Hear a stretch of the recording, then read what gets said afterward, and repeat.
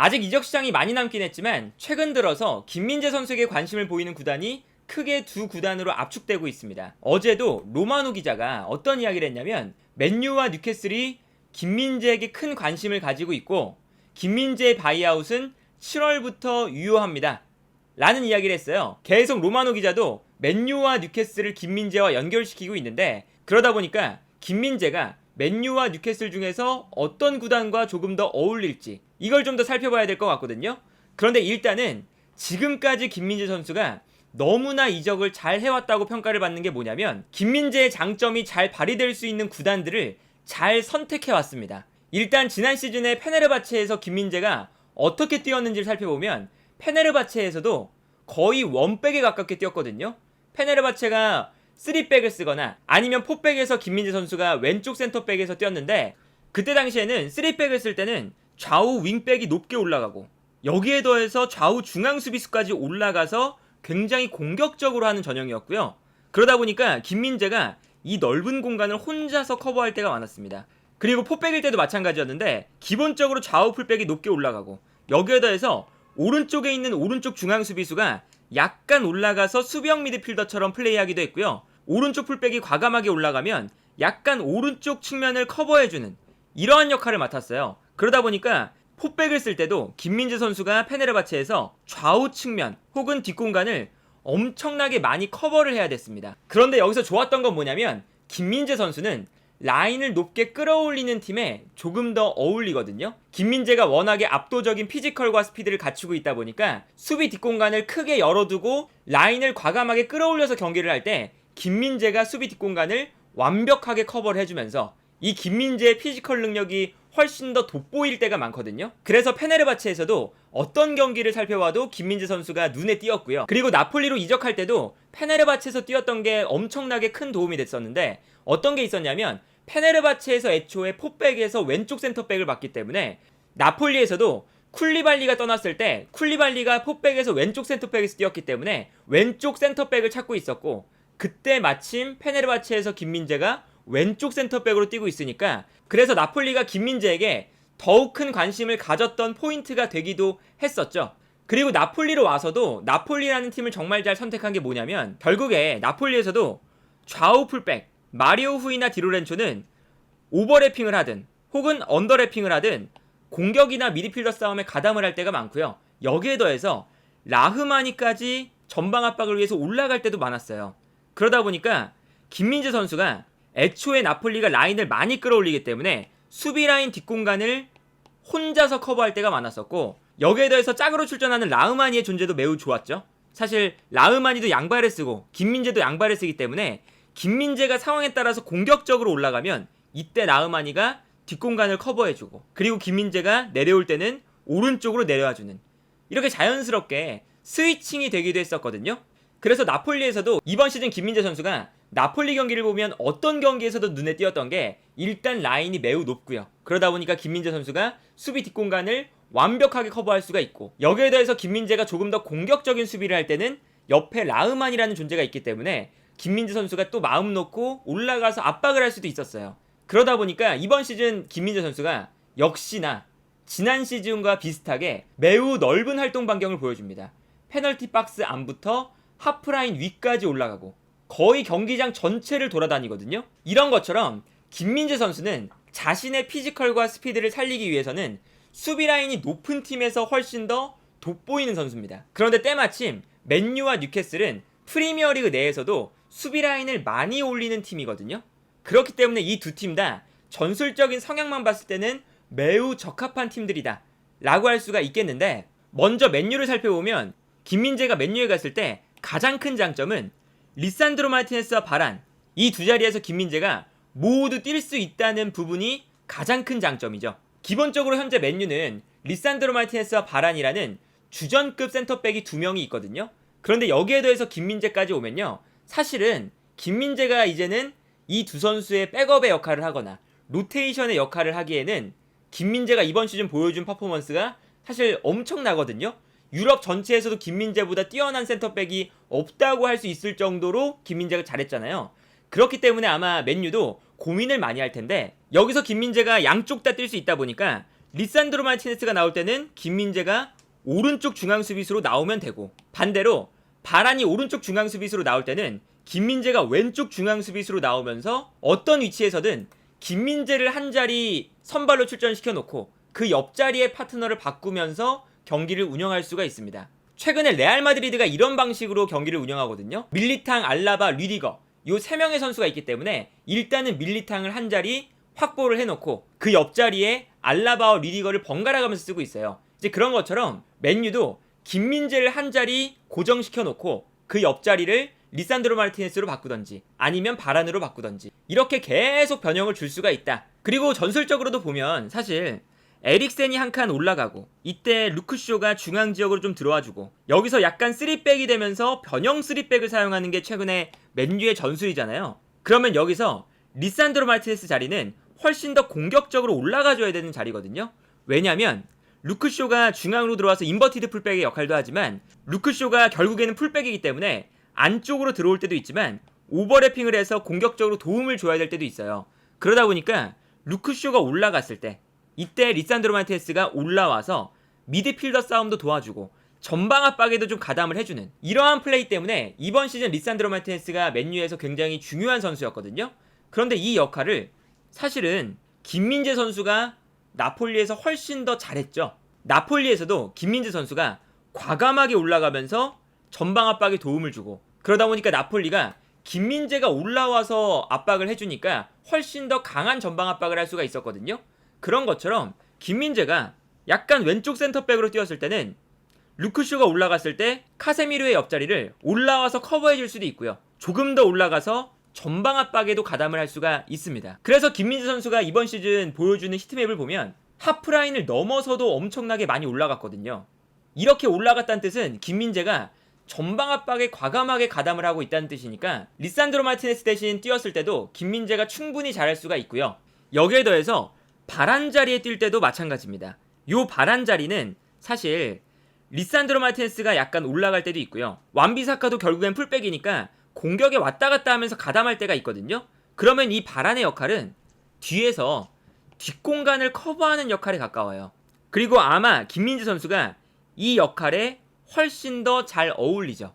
왜냐면 리산드로 마르티네스 요 자리는 사실 리산드로 마르티네스를 왜 그렇게 테나하 감독이 좋아하냐면 왼발 킥 능력으로 반대편으로 뛰어나가고 있는 안토니에게 한 번의 방향 전환 패스를 해주는 이걸 테나하 감독이 되게 좋아하거든요.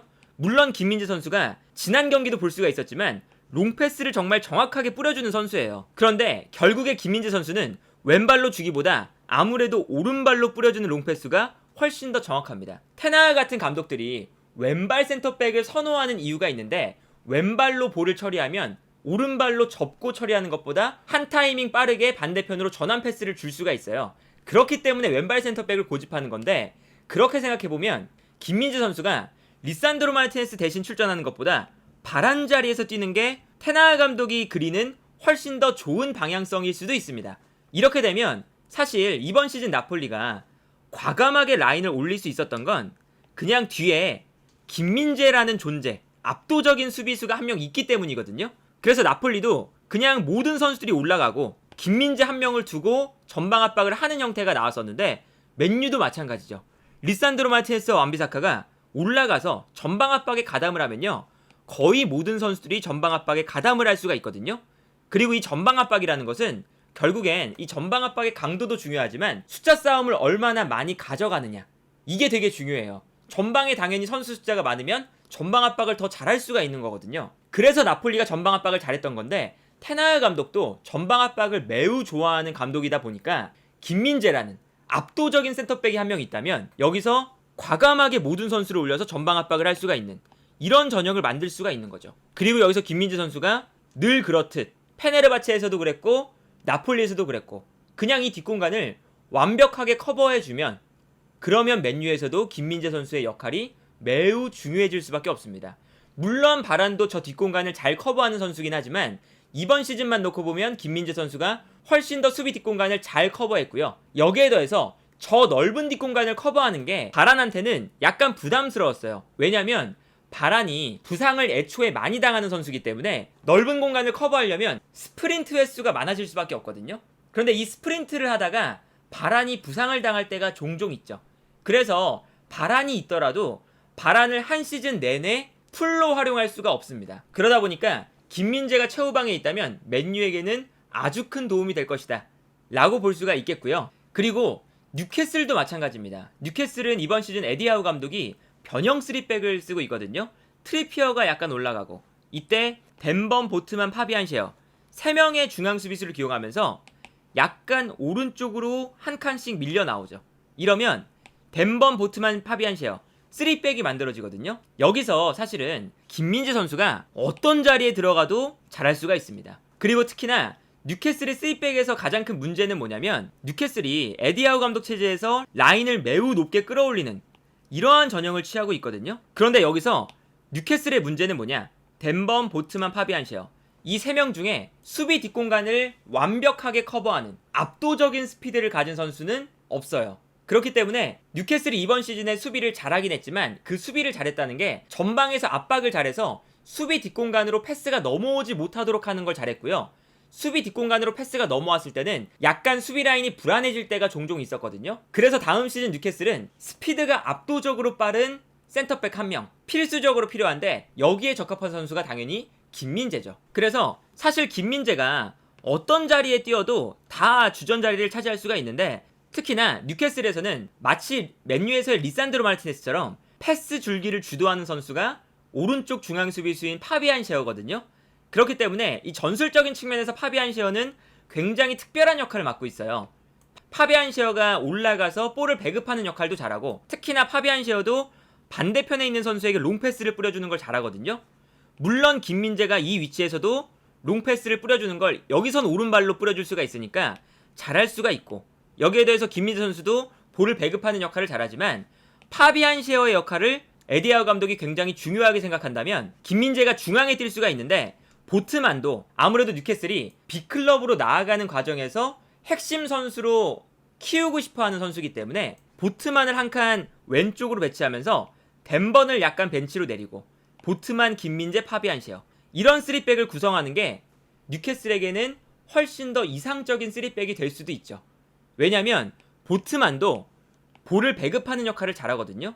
그래서 보트만을 조금 더 올려서 파비안 셰어와 함께 전방 압박도 하고 볼을 배급하는 역할을 맡기고, 이때 최후방에는 김민재가 역시나 아까 맨유와 나폴리, 페네르바체 다들 살펴봤던 것처럼 김민재를 그냥 뒤에 두고 김민재가 이 뒷공간을 완벽하게 커버해버리는, 그러면서 뉴캐슬의 강력한 전방 압박을 위에서도 살릴 수가 있고요. 이러한 점을 생각해보면 뉴캐슬도 김민재가 뛰기에는 매우 좋은 조건이 형성되어 있다.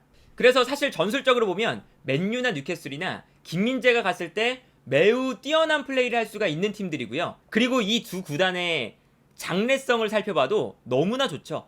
뉴캐슬이야 이제 매우 큰 자본이 들어오면서 더군다나 챔피언스 리그도 진출했고 더 좋은 선수를 사올 예정이고요. 그리고 좋은 선수가 계속 들어오면서 점점 더 성적을 내갈 가능성이 매우 높은 장래성이 큰 클럽이에요. 그래서 뉴캐슬로 가서 이 뉴캐슬의 새로운 프로젝트에 김민재가 참여한다.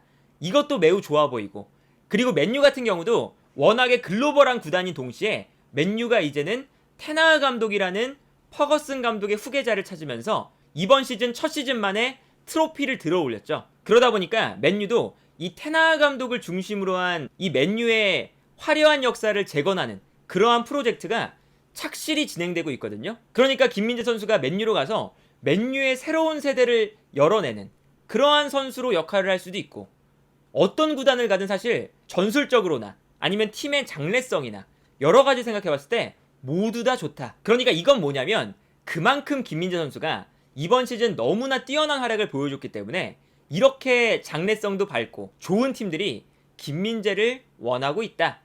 이렇게 볼 수가 있지 않나 싶고요.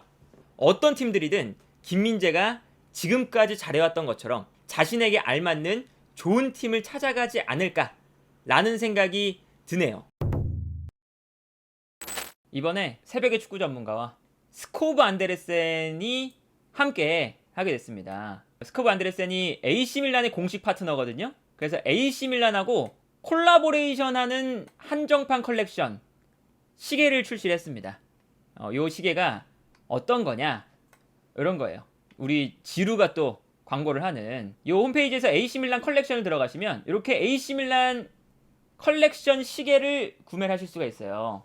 그래서 세 가지 제품이 있는데 저도 이렇게 착용한 제품을 이렇게 보내주셔가지고 하나 이렇게 끼고 촬영도 했는데 우리 구독자분들을 위해서 할인 코드를 하나 주셨습니다. 페노 스트랩을 입력하시면 스코브 안데르센에서 무료로 스트랩을 추가할 수 있는 쿠폰이거든요. 요거 이제 구매하시면 좋으실 거다. 관심 있으신 분들은 커뮤니티 들어가시면 또 이렇게 커뮤니티에 글로 또 올려놨으니까요. 이 할인 코드도 활용하셔서 구매하실 분들은 유용하게 활용하시면 감사드리겠습니다.